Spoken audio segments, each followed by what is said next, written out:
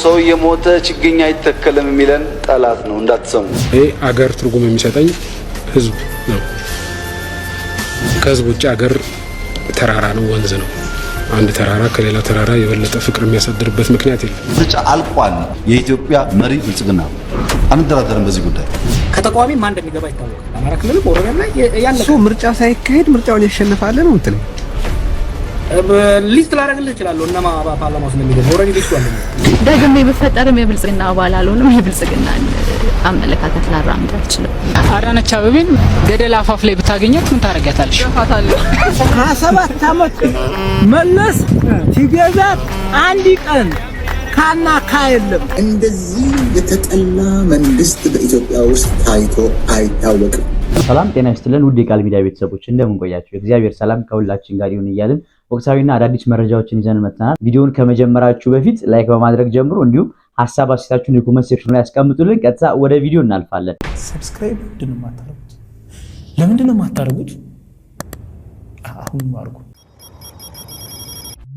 ሰው የሞተ ችግኝ አይተከልም የሚለን ጠላት ነው እንዳትሰሙ። ሰው የሞተበት ቦታ ችግኝ እንተክላለን፣ ቢያንስ አስክሬኑ ጥላ እንዲኖረው። ይሄ አገር ትርጉም የሚሰጠኝ ህዝብ ነው። ከህዝብ ውጭ አገር ተራራ ነው፣ ወንዝ ነው። አንድ ተራራ ከሌላ ተራራ የበለጠ ፍቅር የሚያሳድርበት ምክንያት የለም። አንድ ህዝብ ከሌላ ህዝብ ግን የበለጠ ፍቅር ያሳድራል። ከህዝቡ ጋር ከመላመድ ጋር ተያይዞ ቋንቋውን፣ ባህሉን ከማወቅ ጋር ተያይዞ ስለዚህ የሀገር ፍቅር ማለት ለኔ የህዝብ ፍቅር ነው። ከዛ ውጭ ትርጉም የለው። የህዝብ ፍቅር መገለጫ የሚመስለኝ እኔ ዘፈኑና ግጥሙ አይደለም። የህዝብ ፍቅር መገለጫ የሚመስለኝ ያንን ህዝብ ለማገልገል የሚከፈል ዋጋ ነው። ታመት መለስ ሲገዛት አንድ ቀን ካና ካየለም አሳምሮ ነው። አሁን አገሪቱን አንተ ተገባው ያበጣብጥካት ኢትዮጵያ ያበጣብጥካ አገሪቱን ጨርሶ ሰላም ይነሳ። አህንጻን ገንባ ምን አገሪቱ ዱባይ ላርግ አይሰራም። ዱባው ሰላም እየፈጨ ዱባይ ቄጡን ይዱብ አሁን ጃርመን ሶሳዊ ሊገባ አሁን በሩጫ ይሆነ ደግሜ በፈጠረም የብልጽግና አባል አልሆንም። የብልጽግናን አመለካከት ላራምድ አልችልም። ክርክሮቻችን ተቆርጠው እየወጡ ኢንተርቪዎቻችን እንዳይተላለፉ እየተደረጉ ከዛ ደግሞ ይሄ አንተ በደንብ ትረዳዋለህ። ስለ ኮንተንት ብቻ አይደለም የምናወራው፣ ኢንቫይሮንመንቱ በራሱ ማተር ያደርጋልና ከገለልተኝነት አንፃር ጥያቄ ውስጥ የሚገቡ ብዙ ነገሮች ባለበት ሁኔታ እሱም ተሟልቷል በናና ስንፍ ሊጠራ ነው የሚል መልእክት አገኙ። ኦኬ ሰላማዊ ሰልፍ መጥራት መብታችን ነው፣ ምናፍርበት ወይ የሚያሸማቀን ነገር አይደለም። ኦፊሻል አለማድረጋችን ደግሞ ያም በፈለግነው ሰዓት የማድረግ መብት ስላለን ያም መብታችን ነው።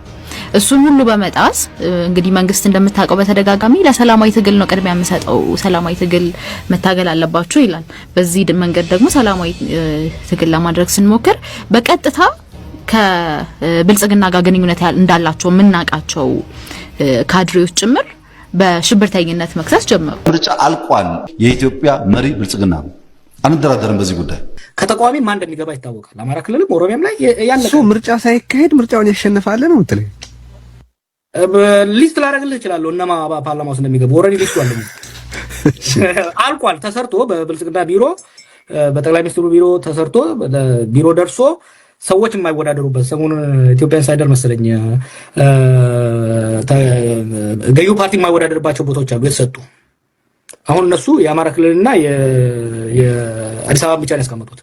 ኦሮሚያም ላይ ደቡብም ላይ ምን ያህል ተቃዋሚ እንደሚገባ ምን ያህል የግል እንደሚገባ ተወስኗል። አሁን ኢንተርኔት ላይ አንዳንዴ እጩዎችን ያለው ይህን ፓርቲ ወክለው ብዙዎቹን የደህንነት አባል እንደሆኑ ማቃቸው የገዩ ፓርቲ አባል እንደሆኑ ማቃቸው በግል ማቃቸው ልጆች የተቃዋሚ ተወክለው ገብተዋል። ስለዚህ ከተቃዋሚም ማን እንደሚገባ ኦልሬዲ ድርድር ተደርጎ ነው። ይሄ ብልጽግና ብቻ መኮንን አይደለም የሚያስፈልገው። ከተቃዋሚ ማን እንደሚገባ አይደለም። ስንት ወንበር ተቃዋሚው ለምሳሌ ኤ የሚባል ወይም ሀ ወይ ለ የሚባል ተቃዋሚ ስንት ወንበር እንዲያገኝ ብቻ አይደለም የተወሰነው። ከዛ ተቃዋሚ ውስጥ መግባት እንዳለበትም ብልጽግና ወስኗል ኦልሬዲ። ሶ ምን ይሆናል መሰለ ኦሮሚያና አማራ ላይና ሌላም ላይ የምርጫው ቀን ይኖራል። በወረዳ ከተማ ላይ በተወሰነ ሴኩሪቲ ይዘህ ምርጫ እንድትካሄድ ታደርጋለህ። ገጠር ይዶን ቦዘር ውዝት ከዛ ቴሪና ጃዋር ተመርጠዋል ብለህ የፓርላማ አባል ሆነው ይመጣሉ። ምርጫው ፕራክቲካሊ ባልተካሄደበት ቦታ ላይም ምርጫ ያልተካሄደባቸውን ቦታዎች የሚወክሉ ሰዎች አዘጋጅተዋል። እኮ ዜና እኮ ነው በነገራችን ላይ 100%። እኔ በእርግጠኛ ልንገርህ፣ ለምሳሌ ምዕራብ ሸዋ ላይ ከአውራ ጎዳና ውጪ የትም ቦታ ምርጫ ማካሄድ አይችሉም።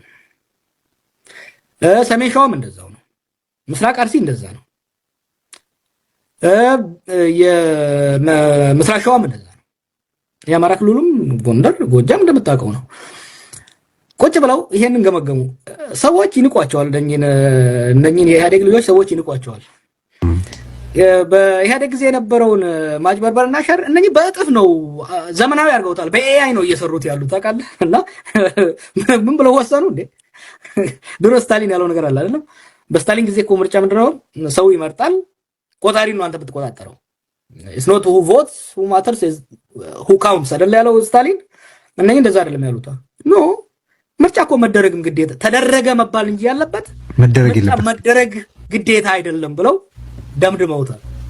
እንዴ እኮ አዲስ ደረጃ እኮ አዲስ ክብረ ወሰን እኮ ነው። ወደ ምንም ገና ብዙ ታያለ። እሺ ምርጫ ካርድን በተመለከተ ያው አሁን ካወራነው ነገር አንፃር አሁን ቀጥሎ ማነሳው ነገር ቀልድ እንደሆነ ይገባኛል፣ ግን የህዝቡን ስሜት ያሳያል ብዬ ስለማስብ ብልጽግና ሰው የምርጫ ካርድ እንዲያወጣ እያስገደደ ያለበትን መንገድ እንደዚሁ በስፋት ሲዘገብ ተመልክቻለሁና የህዝብ አገልግሎት የማግኘት እድልን በተመለከተ ተጠቅመው የካርድ እንዲያወጣ ሰው እያስገደዱ ነው። ከትምህርት ቤት ተማሪዎችን አፍሰው ካርድ አውጥተው እንዲመጡ እያስገደዱ ነው። የመንግስት ሰራተኞች በስራቸው መቆየት ከፈለጉ ካርድ እንዲያወጡ እያስገደዱ ነው። አሁን ሰው በዚህ ደረጃ አትገን ፖይንት የምርጫ ካርድ ለማውጣት የሚገደድበት ሁኔታ መኖሩ ብዙ ጊዜ ስላወራ ነው የብልጽግና ሌጂቲመሲ ስለሚለው ነገር ጥቂት አስተያየት እንድንሰጥበት ብዬ ነው። ስለ ብልጽግና ወቅታዊ ቅቡልነት የትናንት ዙር ማይቻለው ሪፖርት በመንግስት አገልግሎት ለማግኘት እቺ እኮ ቀላል አለች። ኦሮሚያ ውስጥ ካርድ ካልወሰድክ ከቦታ ወደ ቦታ መዘዋወር ራሱ አትችልም። የሚንጣጣ ነገር የሚያደርጉት ለምሳሌ ፎቶ ለጥፌ ነበር። አይ ዶንት ኖ ካየው የኤሌመንተሪ ተማሪዎች የአምስተኛ ስድስተኛ ሰባተኛ ክፍል ተማሪዎችን አስወስዷቸዋል። አንድ ሰው ነገረኝ። ምንድነው ያለኝ? ካርድ ካልወሰድክ አሉት። ሱቅ አለው ሰውየው እና ካርድ ያው ሱቁን ከሚዘጉበት ሊዘጋ ነው። ሱቁን ከሚዘጉበት ሲሄድ ስንት ልጆች አሉ አሉት። 5 ከሚስትየው 6 ከአንተ ጋር 7 ካርድ ነው አስሞልቶ የሰጡት። ትንሿ ልጅ 2 ዓመቷ ነው። እንዴ አላረም። በቃ ችግር የለም የካርዱ ይዘት አመጣና ይሞላ ነው። ምንድነው የፈለጉት መሰለ ዩሲ እነመለስ ያኔ በዚህ በዲቨሎፕመንታል ቁጥሮች የሚያደርጓቸው ነምበር ጌምስን አሁን እነሱ በጣም በተንቦራቀቀ መልኩ እየሰሩት ነው። ምንድነው ይሄው ይሄን ያህል መራጭ ተመዘገበ ይለዋል። የተገደደውንም ህፃን የሆነውንም በሙሉ ይጀምራሉ። በተለይ ደግሞ አየህ ገጠር ላይ አማጽያኖቹ ሰው ወጦ ካርድ እንዳይወስድ እየከለከሉ ነው። በጎደለ መሙላት አለባቸው። ገጠር ቀበሌ ላይ ላልወሰደው ከተማ ላይ ህፃንንም ሽማግሌንም ሰው ከሌለም የሞተውንም መመዝገብ አለባቸው። ነገም ይላሉ 90 ሚሊዮን ሰው አይ ዶንት ኖ ስንት እንደሚሆን ይሄን ያህል ሰው ተመዝግቧል። እንደዚህ የተጠላ መንግስት በኢትዮጵያ ውስጥ ታይቶ አይታወቅም። አፄ ኃይለ ሥላሴ እንደዚህ አልተጠሉ፣ ደርግ እንደዚህ አልተጠላ፣ ኢህአዴግ ይችን ያክል እንኳን አልተጠላ። የተጠላውን ያክል ሲያውቅ ኢህአዴግ ራሱ 17 ቀን ነው ስብሰባ አድርገው ተበላሽተናል፣ ተግማምተናል፣ ገማምተናል፣ ይቅርታ አድርጉልን ወደ ማለት ሄደ ነው ሲረዳ። ይሄኛው ምንም ችግር የለም በልጽጋ ነው ያለ ነው ለኢትዮጵያ ህዝብ የሚለው የራበህ እንደሆነ ጓሮ አትክልት ስላላበቀልክና ስላልበላህ ነው የሚለው። መንገድ ያልቻልክ እንደሆነ በእግር መሄድ ስላልቻልክ ነው፣ ጤናህን ስለማታውቅ ነው የሚለው ለኢትዮጵያ ህዝብ። እንደዚህ የተጠላ መንግስት የለም። ስለዚህ ጦርነት የማስቀጠል ኃይሉም ቀንሶ ባለበትና የህዝብ ስሞታና ሰቆቃ ደግሞ ከፍ ብሎ ባለበት ሁኔታ የሚፈጠረው መወጠር ገምቱ። ራሳችሁ የምትሰሙ ይሄንን ገምቱ። ስናፕ ማድረጉ አይቀርም። አብይ ላይ የሚያደርሰው ይሄንን ነው። ለኔ የሚታየኝ ይሄ ነው። ስልጣኑን ሊጠብቅ ይችላል። ከዚህ በፊት ሬዚሊየንስ አላቋቋመም። የለም ጨርሶታል። በ15 ቢሊዮን ብር ገንዘብ ቤተመንግስት እየሰራ የሌለ ገንዘብ ማን ይጠይቀኛል? ማን ነው የሚጠይቀኝ? ፓርላማ ማን ነው የሚጠይቀኝ ብሎ በትኖታል።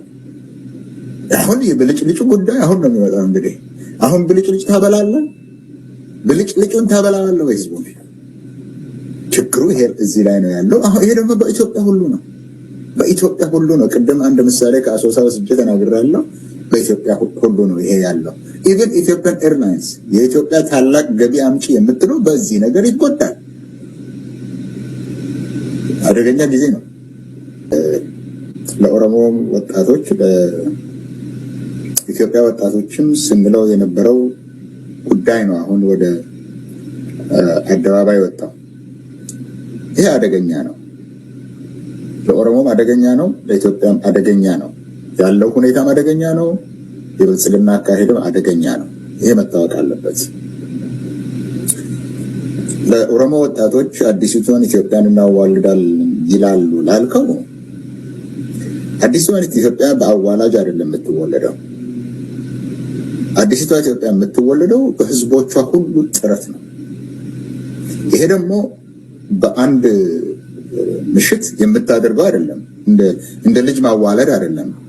ይሄ ከፍተኛ ጥረትን የሚጠይቅ መስማማትን የሚጠይቅ ኢትዮጵያ አይደለም የምትለው ሀበሻና ኦሮሞ እያልክ ሳይሆን ኢትዮጵያ በጠቅላላ ብለህ ሁሉም አንድ ላይ ሰርተው ተረጋግተው ይህ ሀገር የኔ ነው ለማለት እንዲችል እንዲሰማው፣ ለእያንዳንዱ እንዲሰማው፣ እያንዳንዱ ያንን ሀገር ለመጠበቅ ባለድርሻ ለመሆን እንዲችል፣ ተጠቃሚ መሆን እንዲችል ስታደርግ ብቻ ነው። አሁን ያልካቸው 5 ነጥቦች እርስ በርሳቸው የሚምታቱ ናቸው። በአንድ በኩል ኢትዮጵያን አዋልዳለሁ ትላለህ፣ በአንድ በኩል ደግሞ ሀበሻ እንዲህ ነው ትላለህ። እንዴት አድርገህ ኢትዮጵያን ታዋልዳለህ? አንደኛውና ሁለተኛው ነጥብ የሚጣረሱ ናቸው። በአንድ በኩል ሀበሻ እያልክ አዲስቷን ኢትዮጵያ ታዋልዳለህ። አዲሷ ኢትዮጵያ ማለት ኦሮሚያ ማለት ነው ወይስ ምን ማለት ነው? ይሄ እና ይሄ እንዲህ አይነቱ ነገር በጣም አደገኛ ነው። የአንድን ሰው ስልጣን ለመጠበቅ ተብሎ የአንድን ፓርቲ ስልጣን የአንድን ምንድነው ይሄ ኮሚቴ አንድ ፋክሽን የአንድ ፋክሽንን አንድን ጥቂት ተጠቃሚ እሱን ለመጠበቅ ተብሎ እንደዚህ አይነት አሰራር አደገኛ ነው።